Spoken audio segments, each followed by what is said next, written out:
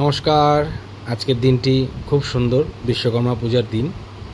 তো আমরা সকলেই বাড়িতে নিজের গাড়ি, বাইক, সাইকেল পুজো দিয়ে থাকি।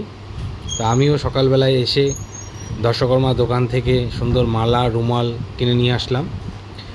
তারপরে আমার এই বাইকটাকে খুব সুন্দর করে ধুলাম, সাইকেলগুলোকেও ধুলাম। তারপরে পুজো শুরু করে দিলাম। স্নান দান করে পুজো করার যে পদ্ধতি আমি সামান্য জানি, সেই অনুযায়ী পুজো করে দিলাম। সকালবেলায় প্রথমেই বাইকটাকে গঙ্গা জল দিয়ে শুদ্ধ করে, সিঁদুর লাগিয়ে 5 ফোঁটা দিয়ে শুদ্ধ করে তারপরে মালা পরিয়ে পুজো করার আরম্ভ শুরু করলাম। তো অনেকেই তোমরা জানো যে এই বিশ্বকর্মা পুজোর দিনটা আমরা যত রকম যন্ত্রপাতি, আমাদের মেশিন, এই সব কিছুই আমরা পুজো দিয়ে থাকি। কারণ আমাদের বিশ্বকর্মার প্রকৃতি রূপ আমাদের এই সব আমাদের সাথেই সবসময় থাকে। তো সেই হিসেবেই আজকের দিনে নানান রকম গ্যারেজ, কারখানা, বড় বড় ইন্ডাস্ট্রিতেও মেশিনের মাধ্যমে যেসব জিনিস সেইখানে পুজো হয়ে থাকে এবং আমরা সেই পুজোতে যাই, প্রসাদ গ্রহণ করি। তো যাই হোক, আমার এই ভিডিওতে তোমরা যখন দেখতে পাবে যে আমার এই পুজো করার পদ্ধতি এবং ভিডিওটা কেমন লাগলো অবশ্যই জানাবে। তো বাইকটাতে মালা পরানোর পর সত্যি খুব সুন্দর লাগছিল। আমি ভেবেছিলাম যে এবার অন্যরকম একটা মালা নিয়ে আসবো, কিন্তু যখনই মালা পরাই না কেন এই ধরনের একটু মালা পরালে ভালো লাগে। তারপরে রুমাল বেঁধে দিলাম। আসলে রুমালটা একটা কাহিনী আছে। আমাদের বিশ্বকর্মা পুজোয় এই রুমালটা কেন পরানো হয় এই কাহিনী আছে। এই কাহিনী বলতে গেলে অনেকটা বড়, তা আমি বিশেষতভাবে গেলাম না। তো আমি রুমাল পরিয়ে দিলাম। আর বাইক ধোয়ার সময় লুকিং গ্লাসগুলোতে মানে গ্রিপারগুলো নিচে নেমেছিল, আমি সেগুলো ঠিকমতো লাগিয়ে দিলাম।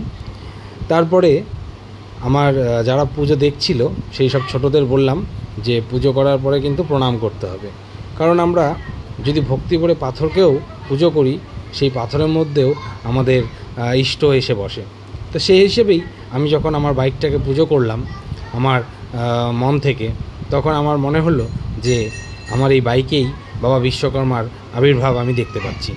তো যাই হোক, তোমরা যারা যারা এই ভিডিও দেখছো বা তোমাদের বাইক, সাইকেল, গাড়ি যারাই বাড়িতে পুজো করছো সুন্দর, তা আমিও গাড়ি গ্যারেজে দিই না কোনোবার, নিজেই বাড়িতে পুজো করি। তো এইভাবেই আজকের দিনটা গেল। তারপরে আরতি করে নিলাম। করার পরে ভাবলাম যে ভোগ এনে এখানে দেবো, কিন্তু এখানে যেহেতু বাটা নেই তো সেই হিসেবে আমি এখানে আর ভোগ দিইনি। তারপরে এই বিশ্বকর্মা পুজোর আমেজ দিয়েই আমাদের বাঙালির শ্রেষ্ঠ পুজো দুর্গা পুজোর একটা আমেজ চলে আসে। কারণ আর কিছুদিন পরেই আমাদের বাঙালির শ্রেষ্ঠ পুজো দুর্গা পুজো। আমার পুজো করা শেষ, আমি প্রণাম করলাম। সেই ছোটদের বললাম প্রণাম করতে, ওরাও প্রণাম করলো।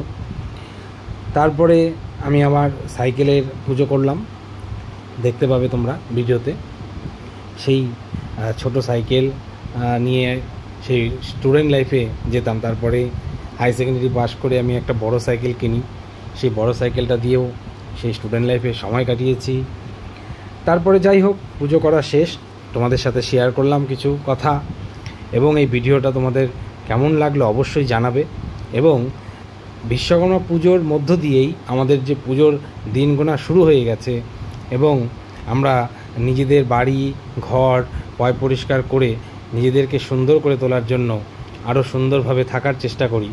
তো যাই হোক, সকলেই ভালো থাকবে, সুস্থ থাকবে এই আশাই করি। আর আবার পরবর্তী একটি ভিডিওতে দেখা হবে তোমাদের সাথে। আজকের জন্য এটুকুই। চলো, টাটা, ভালো থেকো, সুস্থ থেকো।